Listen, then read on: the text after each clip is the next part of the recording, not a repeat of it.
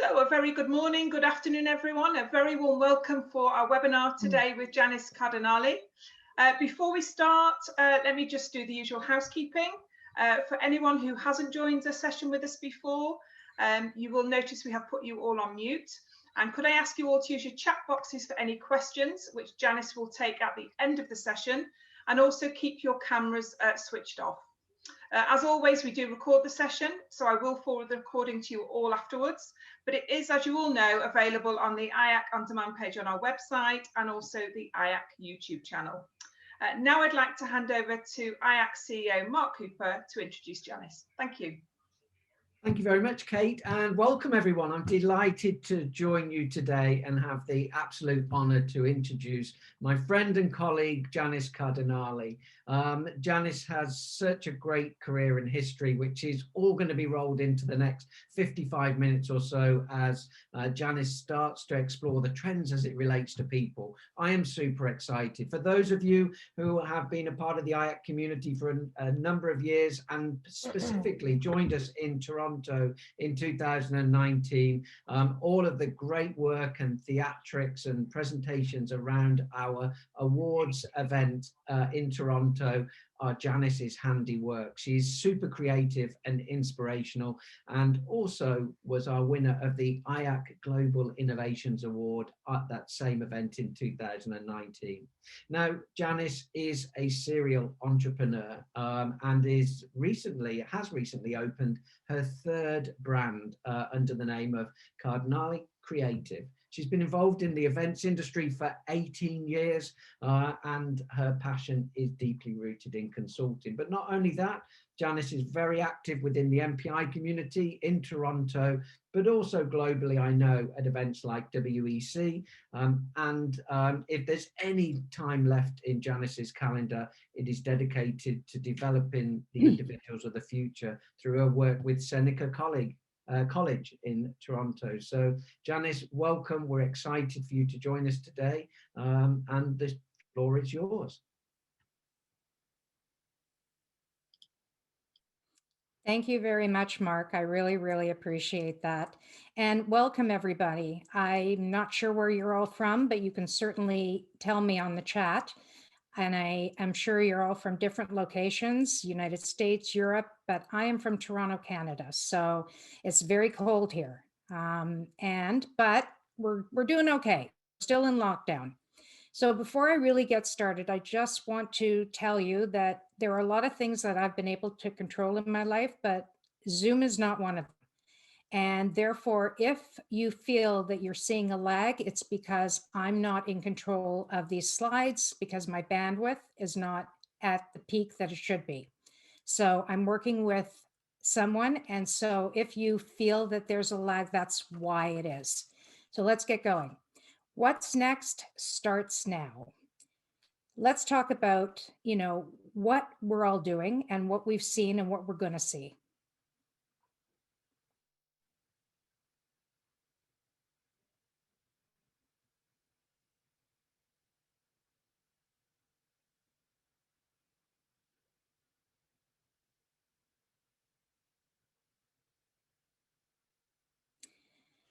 The reason I bring up metamorphosis is because I use the butterfly in my new brand. The butterfly represents a lot of things, and if nothing in the world ever changed, we wouldn't have butterflies. Engagement is now the final frontier. Engagement is waning. It is the final frontier, and planners that are struggling need the engagement piece, especially on those virtual platforms. The education is needed. Today's event organizers must be collaboration artists. They also have to have the right digital tools. And more importantly, the simple Q&A is not going to cut it in the future. People want to have gamification. So we have to really think very much about what people are going to be looking for and what's going to keep them active in your particular business.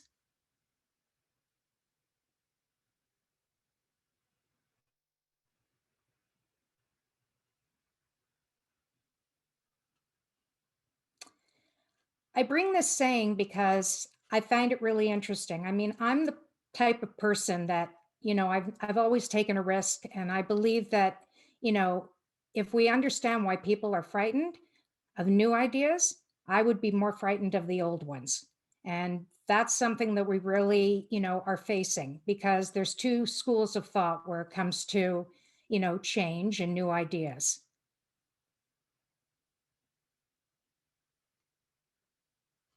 Family, community, home. This is an These inspirational words are the video that I'm going to essence play of for your you. club. Please enjoy it. They It was made define more specific than for the our work you industry. do. They're who you are. You make everyday encounters exceptional. You walk with your members through the moments that make their lives magnificent. With care and attention, you help families grow up, and you grow right along with them. On the fairways and in the hallways, in the big celebrations and the intimate dinners, you make your members shine. But today, many of those spaces are dark. The ballrooms are empty. The buildings are quiet. And in your heart, the silence can feel overwhelming. The emptiness, unsettling. The darkness, daunting. Your career has always been about turning vague ideas into special moments. You walk into a vacant ballroom or an open deck, and most people can only see the emptiness and hear the silence. But your mind is already in motion. You imagine all the possibilities, lights, sounds, tastes, and colors. To everyone else, it looks like nothing, but you already see the masterpiece. The smiles, the friendship, the celebrations, and the memories that will be created. You have vision. Today, you and your team are struggling with challenges you couldn't have imagined. Strategies that were once filled with so much certainty and confidence have been deconstructed.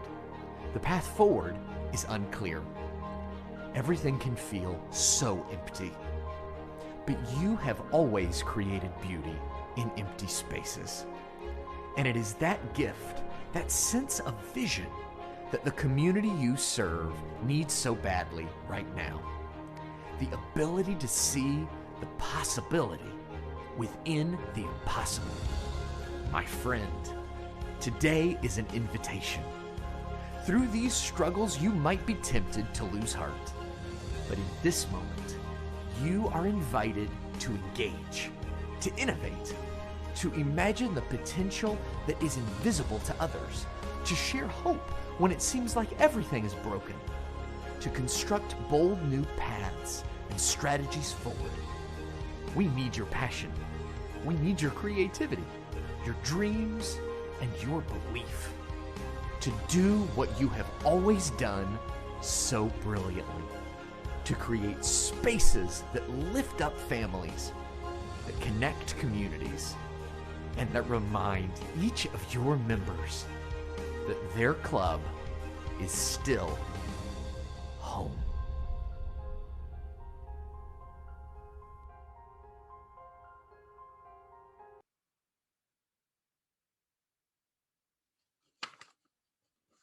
When I first saw this video from my friend Brett Culp, who lives in Los Angeles and is a cinematographer, I was really blown away by it. And I hope that this video inspired you as much as it did me.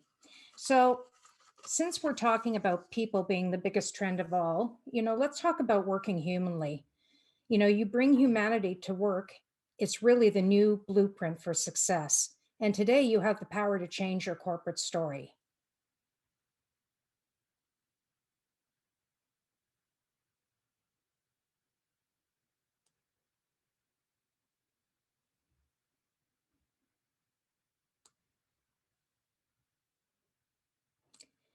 People-centric. People-centric, is how we're all thinking. We build better communities by involving people in things they care about. We have a better focus.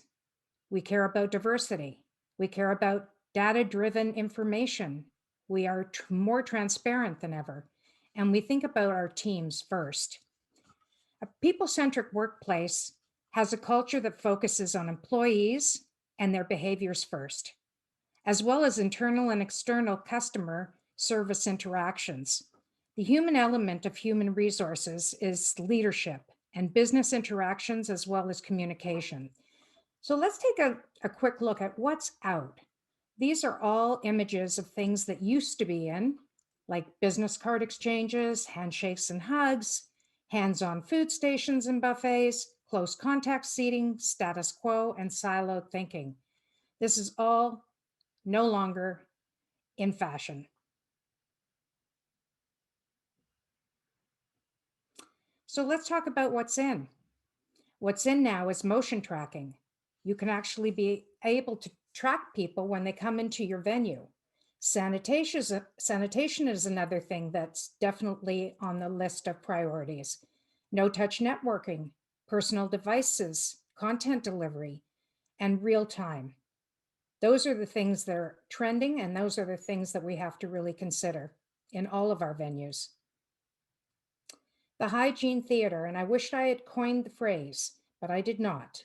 But the hygiene theater is an interesting discussion on what a venue really should be doing.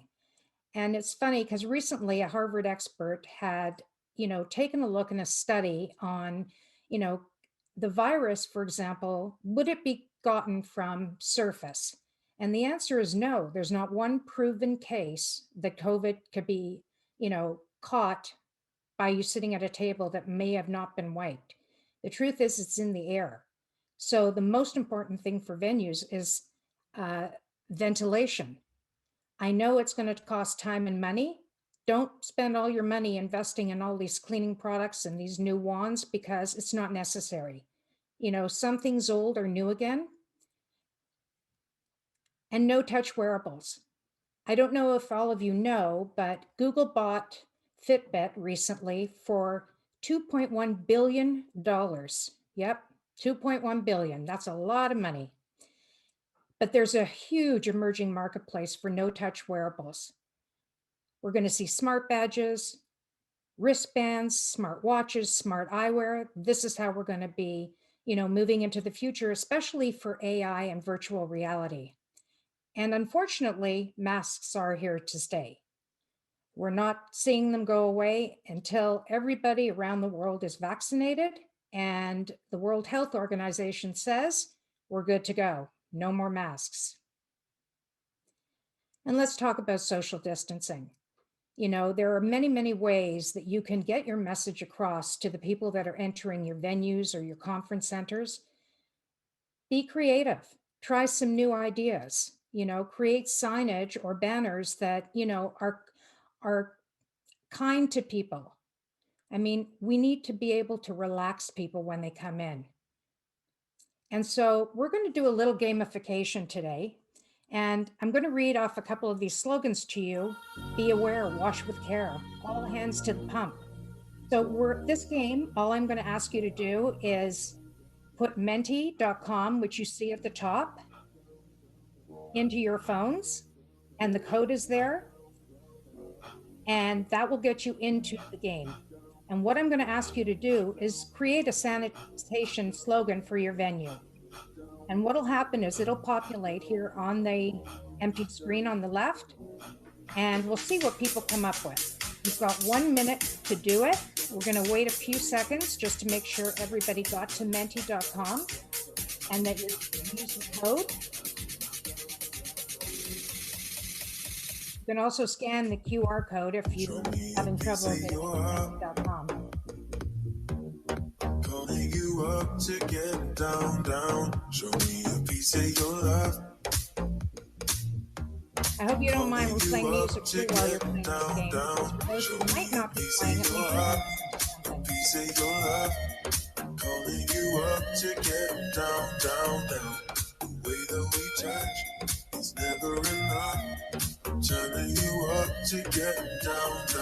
I understand that this is not working the way we thought it was. I'm not sure why, but we're going to move on. I apologize for that again. Can't control the internet, can't control certain things.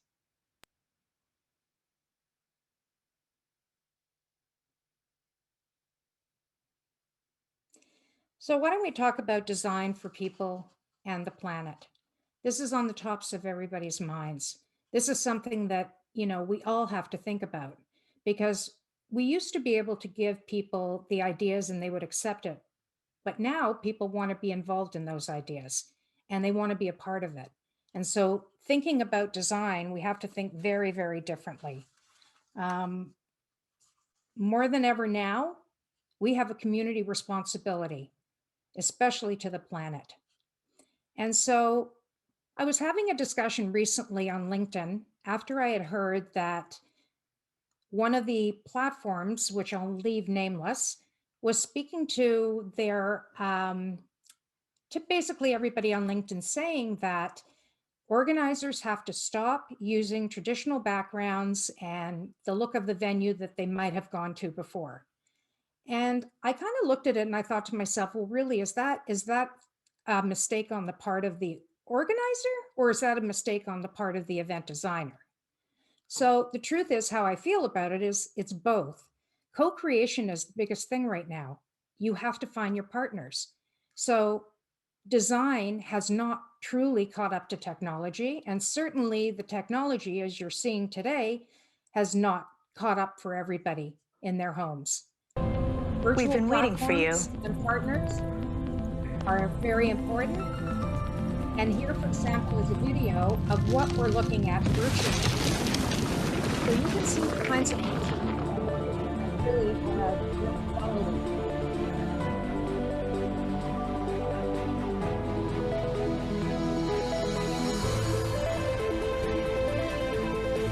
all of this flexibility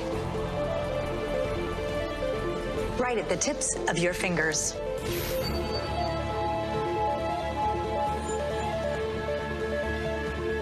Technology so advanced that we are now limited only by our creativity.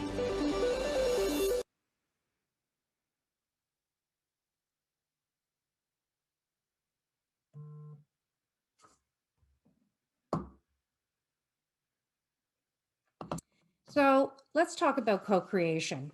This is a new buzzword.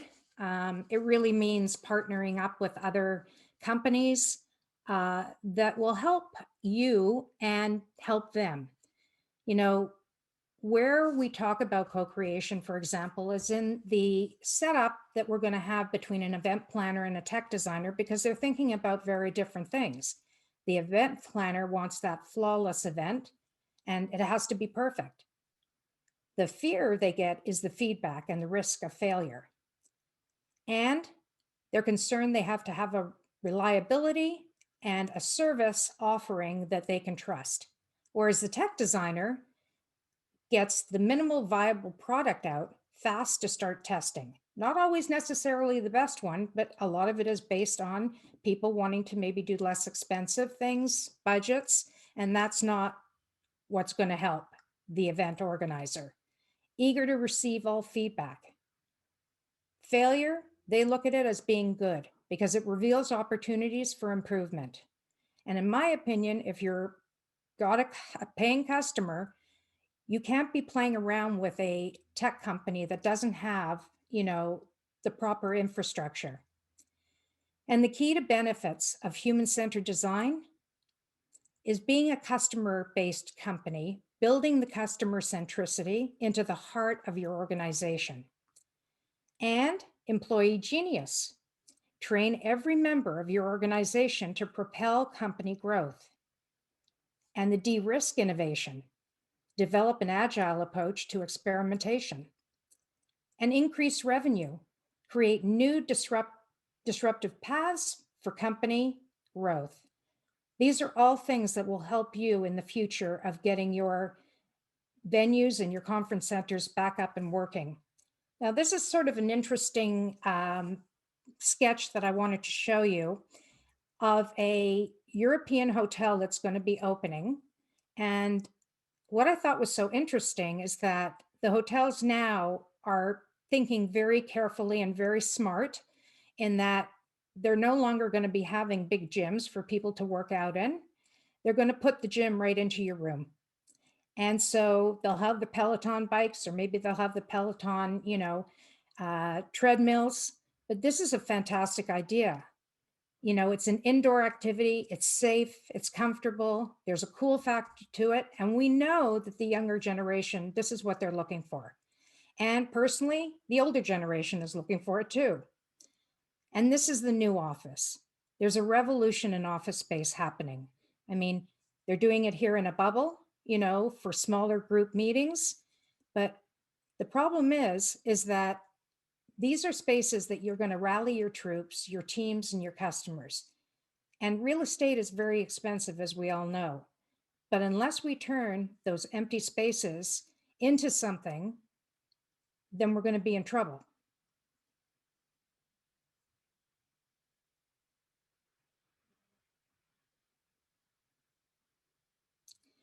And let's talk about the great outdoors, because that has become more popular for meeting and event people to go to and at least be socially distanced, but have an experience.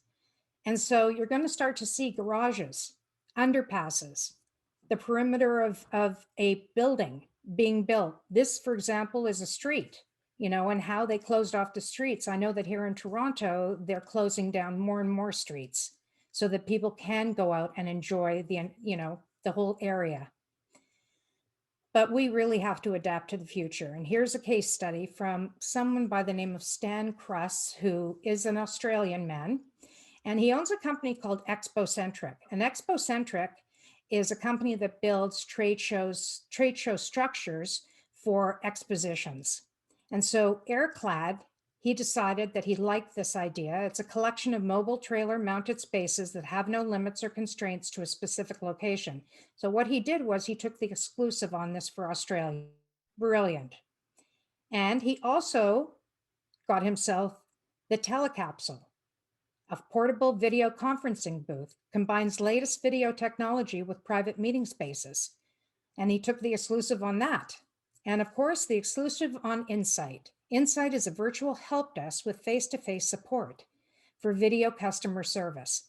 These are the kinds of things that conference centers and venues can be looking at. And they can also look to take the exclusives on different things that are popping up all the time.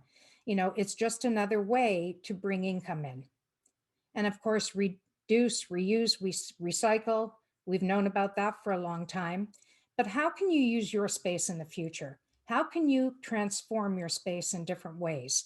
You know, here, for example, is a Swiss manufacturer called Lofen. They're actually a plumbing brand. They sell high-end plumbing hardware, and they had a showroom that wasn't being used at all. So they turned it into an event space. You know, again, this is a retail turning into an event space, but it doesn't mean that the event spaces can't turn them into retailers where people in our industry can go and find different things or maybe buy different things. The virtual marketplace is something that I'm really very up on because MPI is doing their own virtual marketplace, and social communities have been established on these virtual marketplaces. You know, people who have no job right now are looking to their own handmade ideas and they're selling them in these virtual marketplaces. And it's a brilliant idea to at least drive some business for everybody.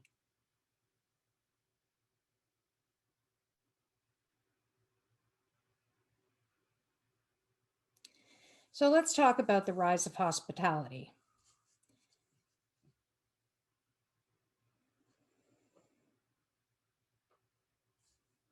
Man, this is really a lag. Sorry about this.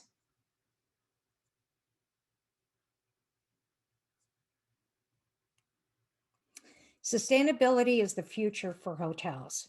We have to think globally. Old threats will become new inspiration, and we know that the peak is yet to come. Food safety is the #1 concern on the minds of clients that are coming into your spaces. Also, how are you, working within, your city? How are you involving, local and sustainable products? Grazing box, which everybody thought was going to be a fad, are here to stay. Not because that's whatever is going to be sent to in swag, but certainly the portion sizes of what you're going to be giving, clients who come to your spaces for a hybrid event are going to be pretty much in a box. And back of house becomes front of house. Changes what the world needs, and change is also happening in beverages. You're going to see a lot more mocktails, and I'll get into that now. So portion control, individual portions like this are what is really trending. Jar, cone, or glass charcuterie. If you haven't seen it, this is fantastic at a meeting. Putting your charcuterie in one jar or a cone or a glass is amazing. It looks incredible. Virtual mixology. There's been a lot of it out there, and it's continuing on. And not just for people who drink or don't drink. There are brands out there now like these on the right side, which are not alcohol. They're alcohol, changing, and being able to give an experience without having to use the alcohol. And the new concept for the workplace, high toil. This is a new word. If you haven't heard of it, high toil. So toil typically has meant that, somebody is working extra hours and then they are compensated for those extra hours. The issue right now is, how do you create a business model around that? The truth of the matter is that you have to trust people. That's all about respect, and I know for a fact from speaking to some of my colleagues, they say they're working harder now at home than they ever did in the office. So don't think that they're lying about how many hours they're putting in. And tech is everywhere. This is a great, great story. This was done for Siemens recently. And what they wanted to do was it was a hybrid event, by the way, but what they wanted to do is they wanted to grab the iPads, each person that was live there, and adopt it for the day. And what I mean by that is on those iPads would appear a person's face, and that person became your partner for the day. So you would take that person around to the breakout rooms to listen to different things. Maybe you take them to lunch with you. You take them everywhere. So now not only are you, doing something very different, but you're involving somebody else. And that type of interaction and engagement is what a lot of people are looking for. And purposeful events are very important. You have to be honest, you have to be present, and you have to be true to yourself. Here's an example of a hybrid set. We're not seeing hybrid, if we're not live there, but we are seeing it on our screens. And this is a perfect example of how it really looks, but set up in a way that you can really appreciate that this is what is happening. And game changers. I don't know if anybody, really has thought about this, but esports is the biggest thing going on. 5 years ago, esport was a fledgling enterprise with small audiences and even smaller purses. Today, games like League of Legends sell out arenas and pay out millions. Welcome to the future of spectator sports. Did you ever think of maybe putting an esport into your space? Attracting the gambling that goes along with it, because it's huge. And I know that Canada has had esports that, we're looking to get licensed here, but it's a great idea. And a hybrid set. So you have your host or your speakers on the screen, and you have your hybrid people welcomed in a comfortable environment, just like you see here. This is a perfect example of what we will see in this next year.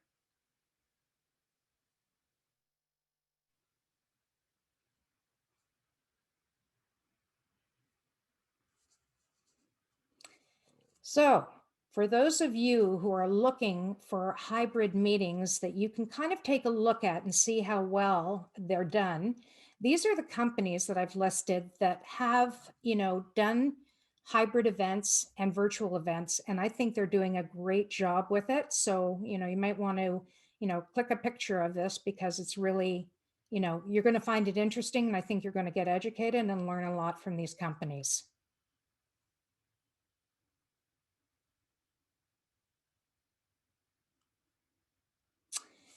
So let me talk about the user interface and user experience, the UI and the UX. The UI is the user interface. The UX is the user experience. Two very, very different things. And so the thing with UI is it's human first. It's a human first approach to designing the aesthetic of what the interface is going to look like. The UX is the human first approach to product design.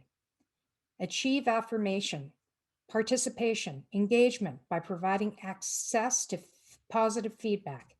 Yield reflective input on community spaces.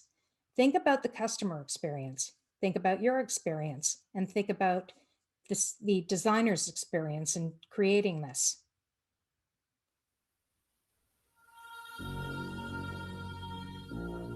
So here we're going to ask you to describe in 3 words what you felt about your user experience and have you had one? And so you, again, look at the top, menti.com, and enter the code. I'm hoping this one works because this gamification would have been fabulous if it did work.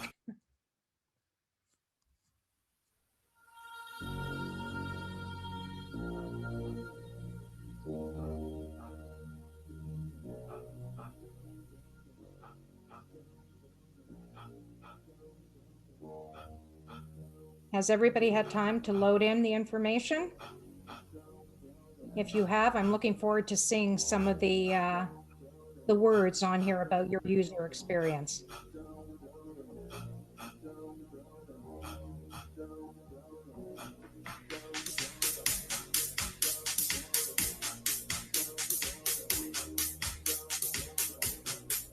I apologize. It looks like this one is not working, just like the other one. And again, I was working perfectly in our rehearsal, and now it's not working at all. So again, you have to accept my apologies for this.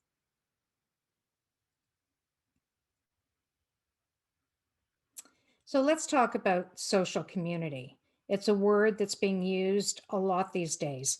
And, you know, social communities, we would think of, you know, it's a neighborhood, it's a suburb, but it's not. Social communities are being built all over the internet, and they are very important to people because that's how they're connecting with other people.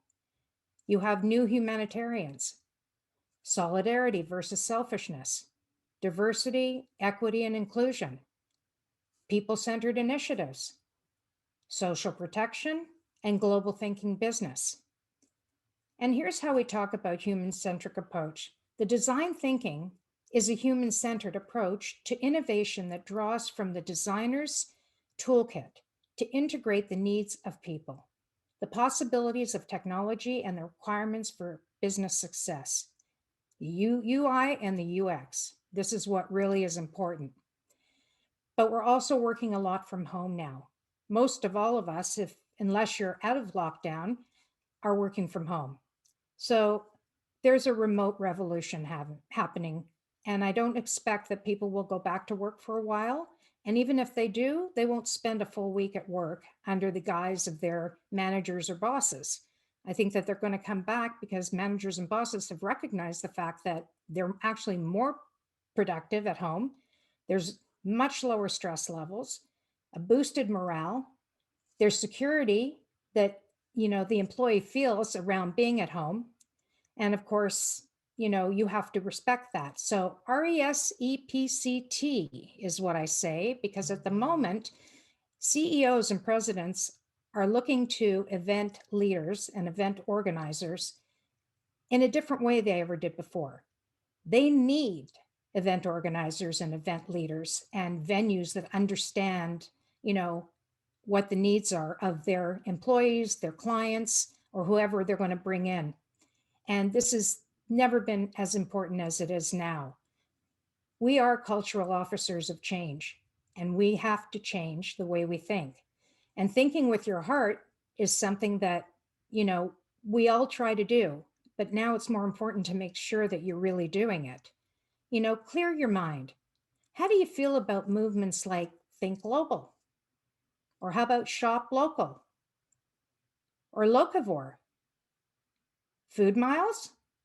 These are all things that people are thinking about as they see some companies going in that direction. So let me talk about a company in the United States. They're out of Seattle and they're called Keep Your City Smiling. They're actually a photography company, believe it or not. They used to do, digital event booths on, anybody's live event.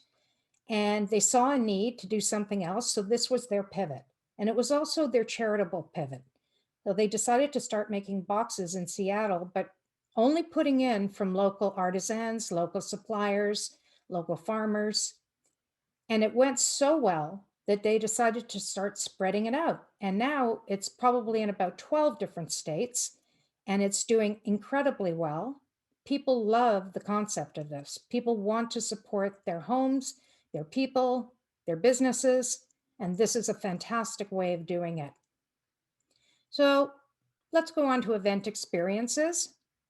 How do you evolve and improve your event experiences? How do you create a culture of improvement? What micro experiences can you include? And I talk about micro experiences because people want smaller groups of people where they're going. They want to maybe connect with no more than 10 people. And maybe that can be done in a hotel room, or maybe that can be done in your venue, and you section off areas and allow small groups to come in and start to network, in environments that really are, very thoughtful and very centered around, things that are of concern today to people.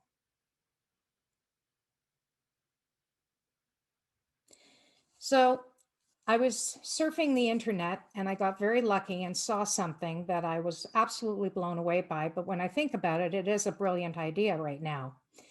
There is a rock group called the Flaming Lips, which apparently is very popular. I've never heard of them myself, but they created an immersive bubble. And these 10 by 10 bubble grids can have 1 to 3 people in them. There's a high frequency supplemental speaker inside the bubble, and you get a water, a fan, a towel, and I gotta go peace sign, which is, I know for the girls is very important. So we're gonna play their video and you'll see a little bit about what this looks like. Can you imagine standing in a bubble watching this? Feeling like you are there, you're part of the crowd, and the uniqueness of being inside a bubble? It's pretty spectacular and very interesting. And here you see the setup. This could be your conference center. This could be your space. It's not hard to have it set up. I know that there are bubbles all over the world these days. So this is just something I think that maybe you want to consider.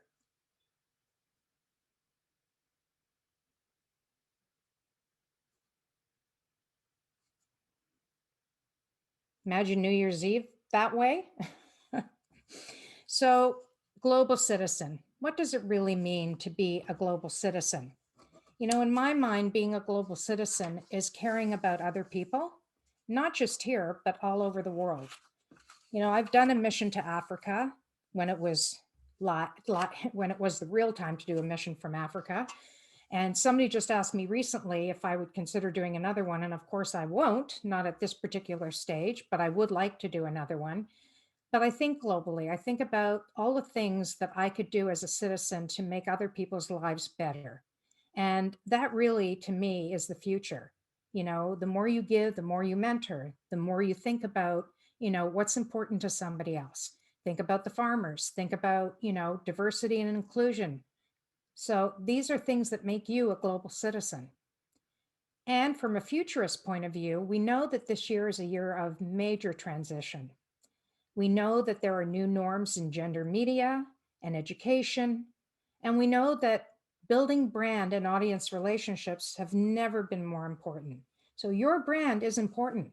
And who do you want to attract to your brand? It doesn't have to be a product. It doesn't have to be a service. You're still a brand and you want to continue to be that brand. So some interesting thinking in Europe is going on. Actually, no, sorry, this is a US startup, but I'll show you some other things from Europe. But 15-minute cities, they're very interesting because what 15-minute cities are is that they bring people together in an area within where they are located, but they bring it all together. So you don't have to go outside of your little 15-minute city to do your grocery shopping, to ride your bike, to go to work, to have a coffee. These are cities now that are, sort of people are embracing the idea of being in smaller groups. People first, car free, urban environment, micromobility, and urban farming. These are all the things that are creating these 15-minute cities. Whether or not we'll see it in your city, I don't know, but I think it's a fabulous idea. And of course, wellness, mental health. This is an ongoing subject, especially in our industry. We have for a very long time, had a lot of people that have lost their jobs and have been furloughed. And these people need help. They need to think about well-being, and they need to think about, their mental health. And again, I am a personal advocate for mental health. And here, for example, when you infuse mental health and wellness and products and environments, that soothe the soul, this is something that people care about, and people will, become part of the architecture of. This is how you could even be designing the inside of your space of a building, maybe turning your building into a really green area. Lots of buildings are doing it. And how about virtual reality being grounded? The tourism industry, concerts and festivals. This is just a way to look at it. This is somebody's design that has been created virtually for people to experience what it's like to go to a concert or go to a city, go to your venue. This is something when you have a designer creating this graphically for you, this is the UI experience, the UX experience.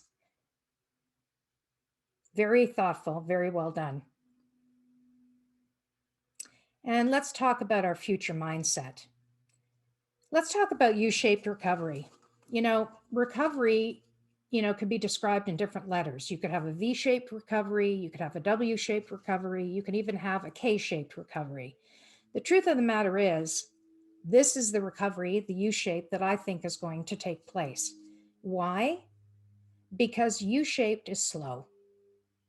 And that is what we're experiencing now. Cash is king, as is courage.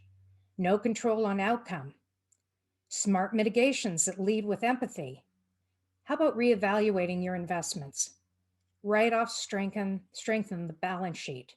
The long-term challenge is to identify alternative customer behavior, to find out about shopping patterns, what matters to people, how they socialize.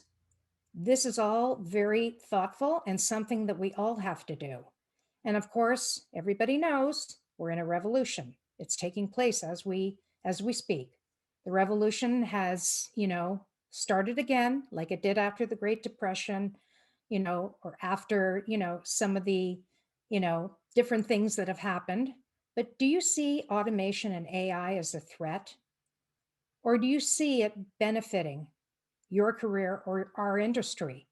And I think that's an interesting question because, if you're going to fight against it, then it's going to be difficult to keep up with what's happening. But if you believe in it, it's time to start educating yourself on it and exploring it a lot more than we have. And that's the end of my presentation. I hope you all have gotten a lot from it. I apologize about the gamification, but let's face it, business is unusual and you need to wear a mask. So thank you very much. And I hope you got a lot of inspiration out of this. Janice, thank you so much. I am coming back to answer any questions that are in the chat box for you just before we close out. There is one question that's come in though, and it's from Alison, which is, what virtual event certifications do you recommend that planners could invest in? The virtual event meeting management education. It's called VEM. It's through the Event Leadership Institute. And the other one would be the DES, which is through PCMA. One is a lot less expensive than the other. I don't know. I mean, people say that the DES, even though it's more expensive, is not as up to date as the VEM. It's hard to know. Everybody has an opinion, but I'm taking the VEM right as we speak. And I'm about to leave that course and go to the CED, which is a very interesting course on event design. And I'm taking that with, a couple of other women that I know, but that is from the Canvas. I think the Art Canvas it's called, or Canvas Workshop. I can look it up after this. If anybody wants to know, they can certainly send me an email. But this is a very heavy duty course on UI and UX. Great. Thank you for that, Janice. No problem. One thing I'd like to say is you're absolutely right when you say, it's all about having a different mindset and thinking differently. Just like, this wasn't a lag that you had a challenge with today. You were creating that pause for reflection. And quite often when we're doing this, we go from slide to slide to slide. And actually, I found myself thinking more between and during that pause. So I'm glad that you deliberately used that to help us today. But the meetings experience isn't going to go away. It's only going to amplify. Anyone that thinks the meetings experience is dead and we're not going to come back to the importance of that being built into the memory set of every event really is kidding themselves. If we think about as we come back as individuals, sometimes smaller things that really had no value in the past are actually going to have a huge value when we come back face to face. And as you were talking through all of those examples, people being super creative around the globe, I just thought that if we took the mantra, even now that we've got such a short window of time now before the rebound, before we're hyper busy dealing with live events, if there's anything that we are thinking of dusting off and doing it the same way in our marketing, in our solutions, our materials, use the time now to reimagine it, because we're not going to have that time when we do rebound and the barriers are removed. And you gave us some great recommendations there. I really appreciate it. You're very welcome, Mark. The one thing I want to say is that, I was listening to another person speak, and one of the things that they said, which I found very interesting, is, where it comes to co-creation and partnership, like, you have an association filled with venues and conference centers. If people are really working together and co-creating together, an international, meeting virtually or through hybrid, could run through, various partners around the world. And venues could be being filled again, even if it's just a hybrid event with, half the people there. I mean, yes, it will come back. I do believe it will come back. It'll never be the way it was, but it will come back. But I don't think it's going to come back for a while. I'm not a predictor of what year, and I don't want to be, but I do believe that connecting now and finding your partners, like that gentleman did in Australia. Here he was, an expo builder, who's doing expositions these days, but he was so smart in getting those exclusive products. Now he has something to sell, and he's actually doing better than he was doing when he was building the structured units. So that's a great pivot. You're absolutely right. And fortune does favor the brave. One of the things that we are seeing is that for definite now is, as we prepare to come back together, one of the concepts which is risky is this multi-location meeting concept. Any association, any corporation out there that thinks they're going to get 600 doctors or mathematicians to Singapore for their global event, even next year, are kidding themselves. It's not going to happen. So instead, what we're seeing now is building and designing super creative solutions. You mentioned it right at the beginning. Think small, think regional, and we are seeing the evidence of that. So I also believe the IAC members around the world, those that are joining us today, are in a super great place to be able to deal with multi-location meetings, and we can be the first to welcome back live meetings. But when they do come back, some of those ideas that you have created and others that through Cardinale create creative you can help with in the future, I think we're being a great spot. But thank you once again for contributing to the art community today, and for sharing your insights, Janice, and we'll look forward to hopefully welcoming you back again. And thanks, Mark. And hope it warms up a little bit in Toronto for you. Thank you. I hope it doesn't rain so much in the UK. It's nice and sunny today, but I can't say that's been the case for the last 2 weeks. Ladies and gentlemen, IAC friends and colleagues from around the world, thank you for joining Kate and I today, and Janice. We really appreciate your time. Hopefully you'll tune into IAC's other webinar series. We have usually one per week, and we will keep them coming, keep you connected, and keep the ideas exchange. Stay well, everybody. Thank you for joining us.